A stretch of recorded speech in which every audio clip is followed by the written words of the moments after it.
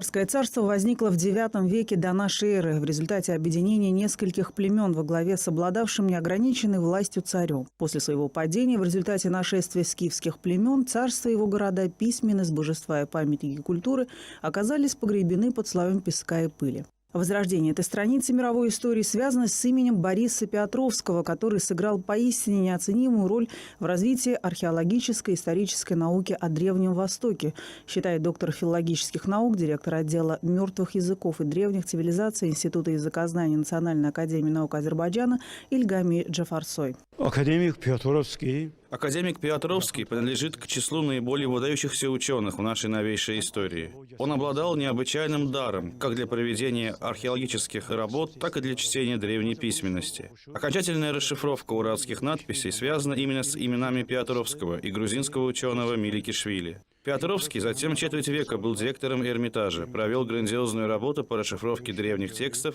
и исследованию археологических находок. Ильгами Джафарсой подчеркнул, что, несмотря на идеологически жесткие рамки, имевшие место во время существования СССР, ученому коллективу Эрмитажа удавалось проводить новые исследования, поднимать новые вопросы, и все благодаря огромному научному авторитету Петровского в мире. Он также отметил, что ряд научных открытий, сделанных Борисом Борисовичем, крайне актуальны не только на сегодняшний день. Они будут востребованы и завтра, и послезавтра. Так, одно из них – открытие того, что клинописный урарский язык не имеет никакого отношения к армянскому языку. Уральский язык по своему грамматическому строю немножко похож на чеченский, аварский и грузинский языки и никоим образом не связан с армянским языком. Да и само государство Урарту образовалось не на территории современной Армении, а на территории современной Турции. Его центром был регион озера Ван, и самые содержательные надписи уральских царей найдены именно на скалистом побережье озера Ван.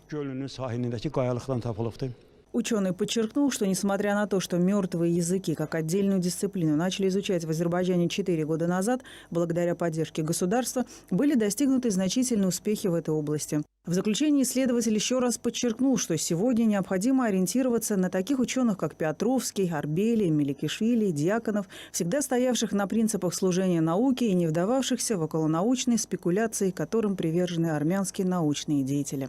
Теле Гусейнзаде, Заур Мехтев, Наиб Гаджиев, CBC.